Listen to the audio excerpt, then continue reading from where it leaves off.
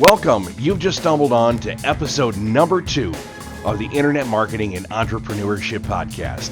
In this episode, we're going to take a look at a psychological theory, or a phenomenon, if you will, that we can use in our sales and marketing called the pattern interrupt. And that's going to start right now.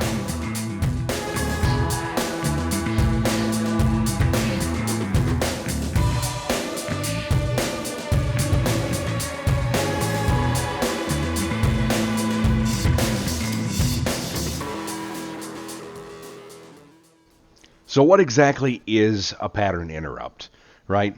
The pattern interrupt is a psychological theory where humans are conditioned to do things generally on a pattern. We like to get up around the same time. We like to eat around the same time. We like to use the same writing utensils when we write. We like to use the same computer, the same chair. You name it, we do it, right? Have you ever decided to get out of bed in the morning and you just couldn't quite feel it, right? Your alarm goes off and you hit the button and you go back to sleep for a little while, or you get up and then you go to the bathroom, maybe you get a drink, and then I'm too tired, and you just lay back down for a little bit longer. Doing this consistently over a period of time develops a pattern. You're used to the sleep is comfortable. Your body wants to pull you back into that change of going to sleep and staying asleep. You're not ready to face the world, right? But then to get out of that, you're going to set your alarm clock at a slightly different time, move your alarm clock to the other side of the room, and you're going to attempt to interrupt the pattern of being able to reach up to the headboard or the nightstand and shut off your alarm clock or your phone, or however you wake up, at the same time, in the same location, the same way that you can do half asleep. So you set instead of getting up at 6, you get up at 5:58, and you put your alarm clock or your phone across the room, put it on the dresser, another safe place that you have to actually physically get up and walk to, as opposed to just being able to reach over and hit that button. And then you wake up, you have a drink, you give a good stretch, and then you start your day. That'll absolutely work to interrupt the pattern, provided you internalize it, right? So you have to stand over where you've put the phone and close your eyes and really, really envision all of the steps that you're going to be taking during the time when you shut off your alarm clock, right? You close your eyes and you picture shutting off the alarm.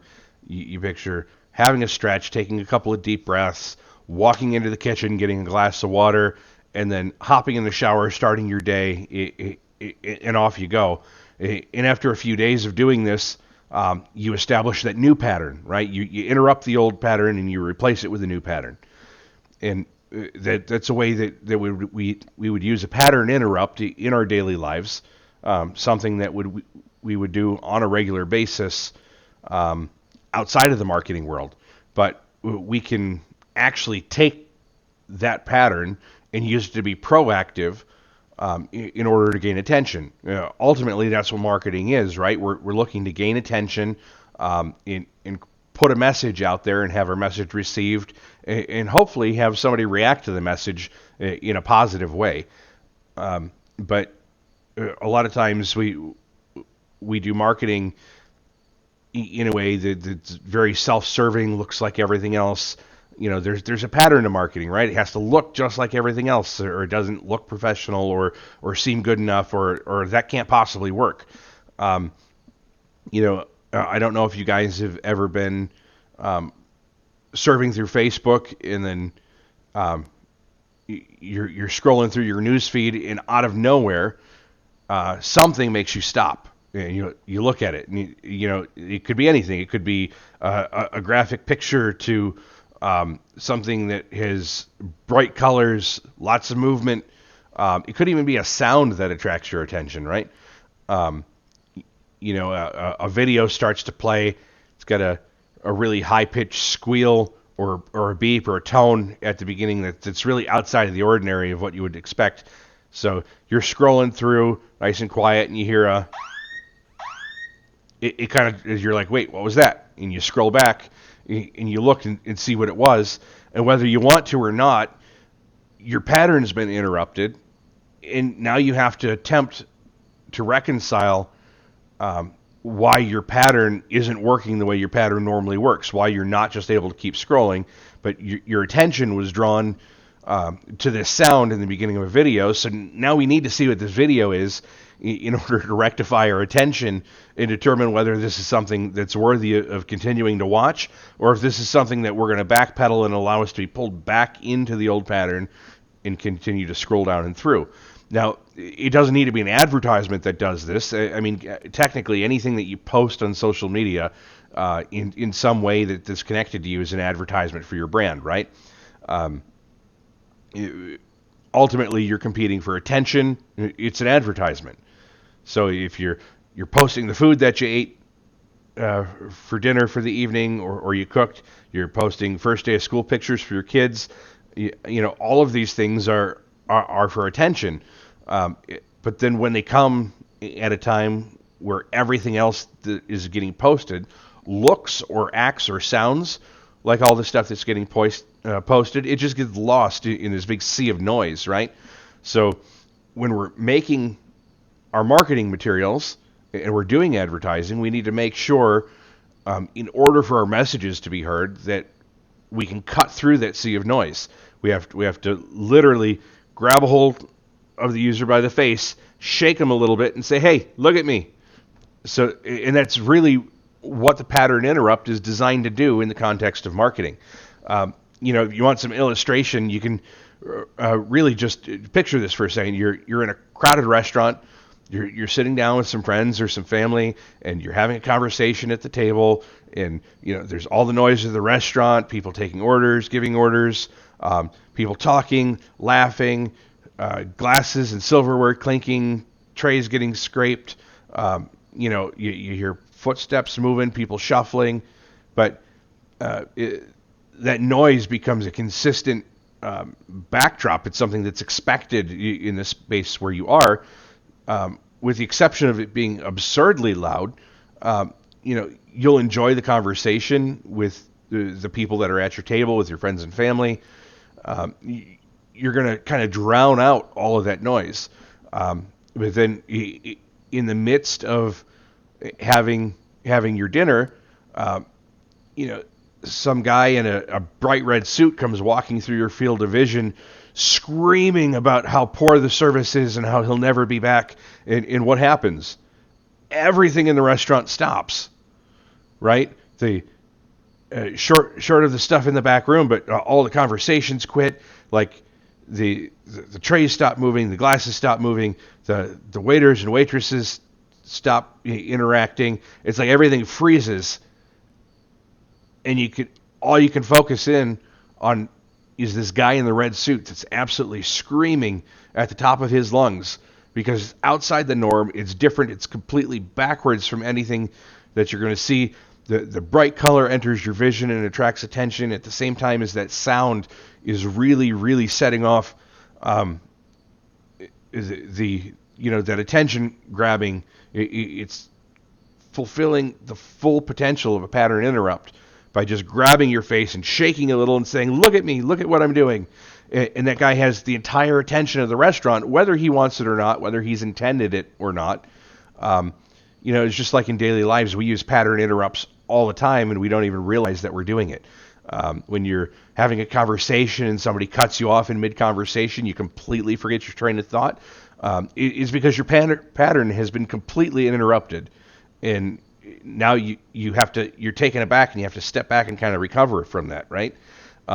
There's a sales technique called a sales interrupt, where you can do that. A lot of phone prospectors use it, where you call in and you have to speak to the owner of the company, and the gatekeeper, that secretary or assistant or whomever has answered the phone, they're programmed when you ask in a certain way that they're going to respond in this certain way, right? So you ask to speak to the owner, you get kicked to voicemail.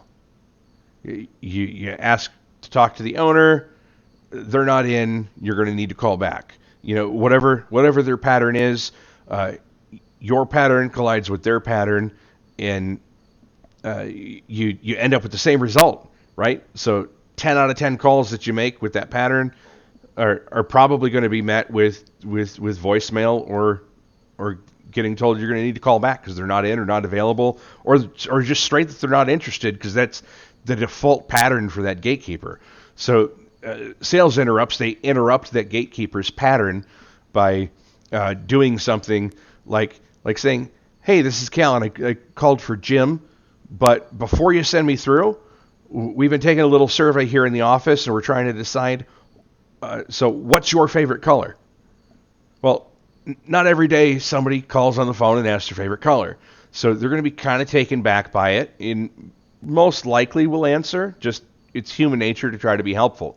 So most likely they'll answer, but they might not answer. But after they're done answering, they have to recover from having their pattern broken. There's a moment of I guess you could call it weakness or susceptibility, where they're kind of flustered and they don't understand what's happening, and while they're trying to reconcile that, they become very compliant to types of requests.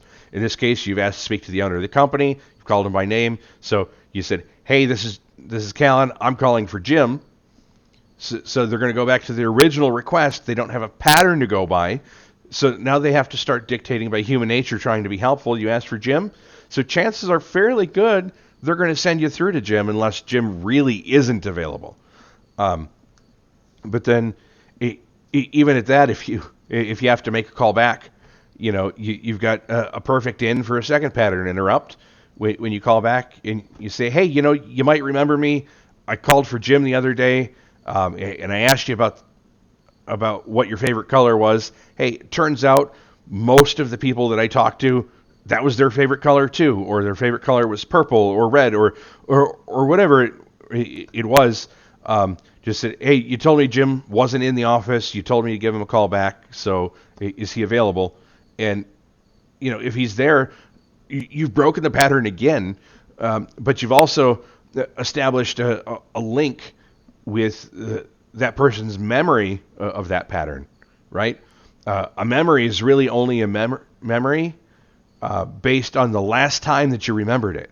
So every time you remember that memory, things are going to change just a little bit.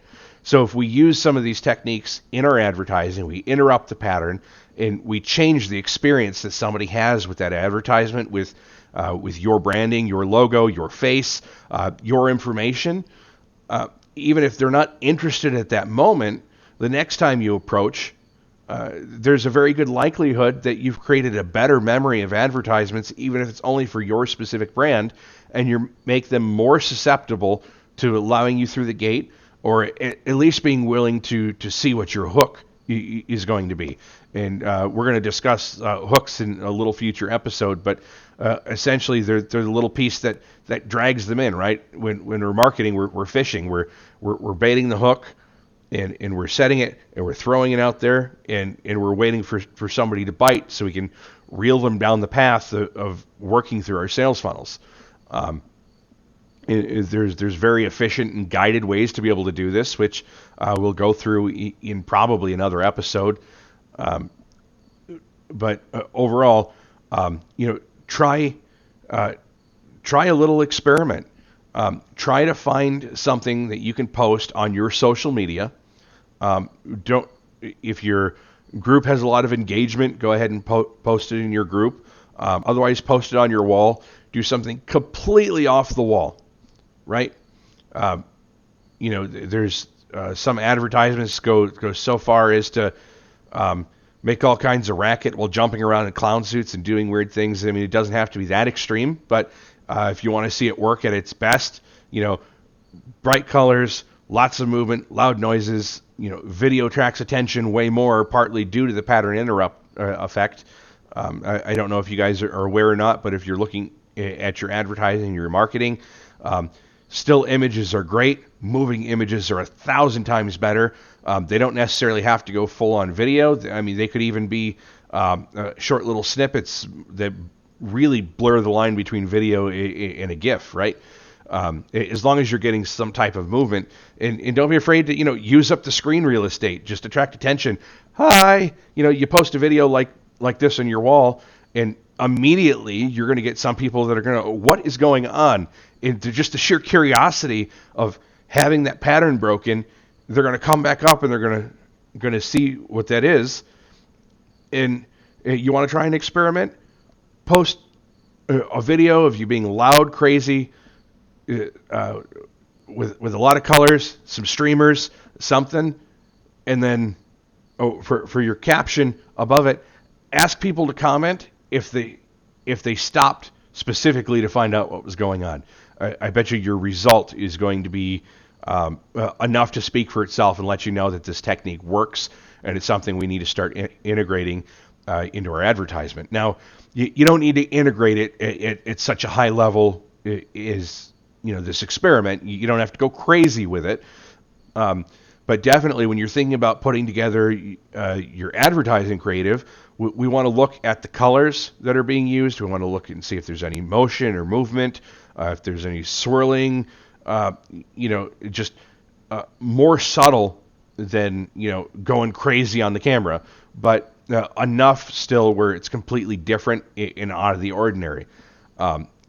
Sounds in the beginning, you'll see these YouTube videos.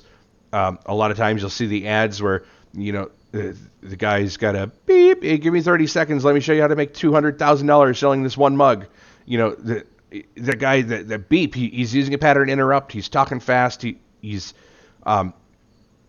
trying to pull your curiosity and attention in, and then immediately set that hook in try to reel you down the funnel of actually receiving the sales message. It's very effective. That's why he's doing it. That's why he's putting that much money into the advertisements over and over and over and over and over. That they absolutely would not be doing that if it wasn't working. I'm going to make a post in the group. I don't think this is necessarily full podcast worthy. Excuse me. But if you really want to go take a look and see what types of advertisements are working, take a look through your niche. Take a look through the brands that you know, like, and trust, the things that you would pay attention to, any of the brands that you see advertising to you. And instead of following the link through, click on the page up there at the top, and there's a spot you can go and you can see all the advertisements that they're running on the Facebook platform, and you can see what they ran, how long it ran, and you can look at their ad, the creatives. You can see them all side by side, everything that's currently running, and then you can see what type of engagement that it's getting. When you're looking at the marketing, that engagement is really the key piece, right? It's not necessarily how many people are looking, although that's the first part, right? We need eyeballs on our marketing in order to make it effective. But ultimately, we need people to follow through and take some kind of action on that marketing to really pin it down and make it effective. So your views are telling you whether or not you're interrupting somebody's pattern sufficiently to push forward and try to set a hook.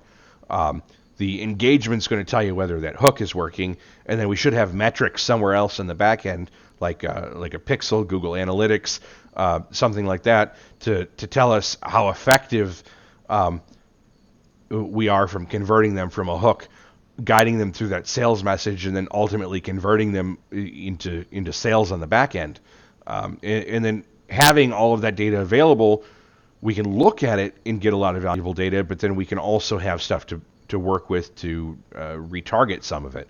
If somebody abandoned after the sales letter, they put everything in the cart and they didn't quite follow through, you're not sure why, you can retarget, and we can run ads specifically to those people. And again, we can interrupt the pattern, set the hook specifically to those people who abandoned the cart, had something in their cart for whatever reason, and decided not to purchase.